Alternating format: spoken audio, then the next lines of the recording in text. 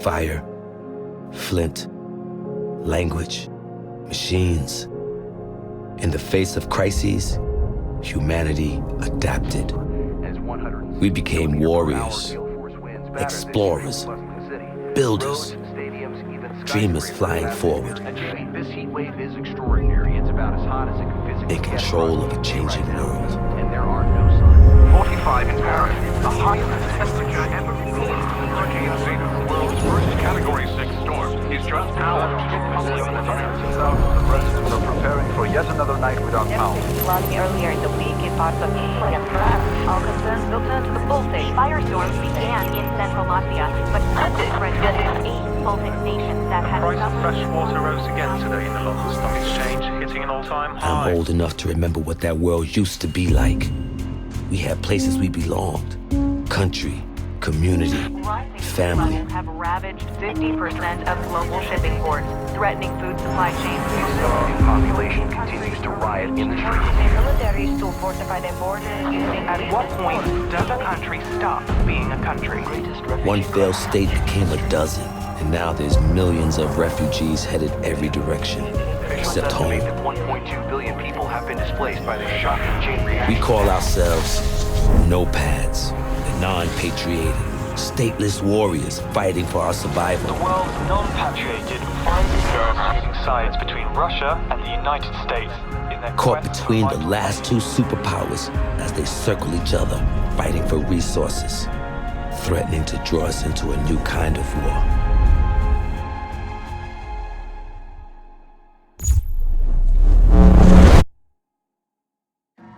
This is the emergency broadcast system. A blackout event has occurred. That has disrupted electronic communication across the planet. We don't know what has happened. Are we broadcasting? Are we on air? Blackout communications and navigation systems, leading to massive disruption. The cause is unknown. Russia and the United States have been pointing fingers, escalating tensions between the nations to fever pitch. The war between the superpowers is imminent. We're headed to Doha to keep an American satellite from falling into Russian hands. And the intel on board is all the excuse either side needs to send us straight to hell. But we faced crises before. The nopads were born out of it. We are the warriors. We are the adaptation. And this fight is ours.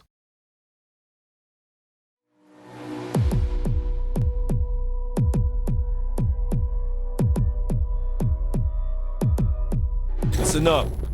I only have time to explain this once. Inside the combat zone, there are two opposing armies fighting to gain and then hold sectors.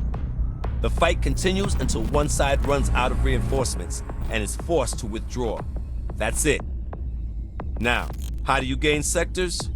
You gain a sector by securing the objectives inside. To secure an objective, clear it of all hostiles. Once one side holds all the objectives inside a sector, it's theirs. Holding more sectors than the enemy causes them to bleed reinforcements. You bleed the other team to zero, and it's over. You take the field. Sure, you can light up hostiles and whittle down enemy reinforcements, but matches are won or lost by capturing sectors. Eyes on the prize, people. Move out!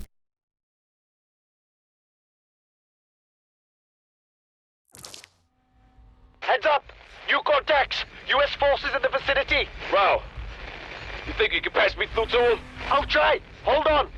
This is Commander Connell. Who am I talking to? Kimball Gray, sir. Part of a NOPAD task force on the ground. We're engaging the Russian ground forces.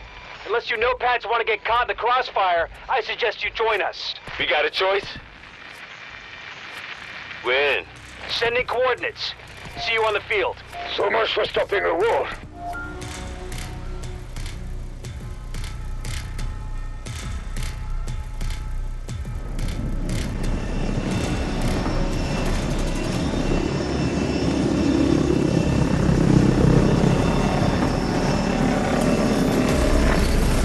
Okay, squads, strategy's simple. Capture your objectives, take control of the sectors, and repel the enemy. It seems we face professionals.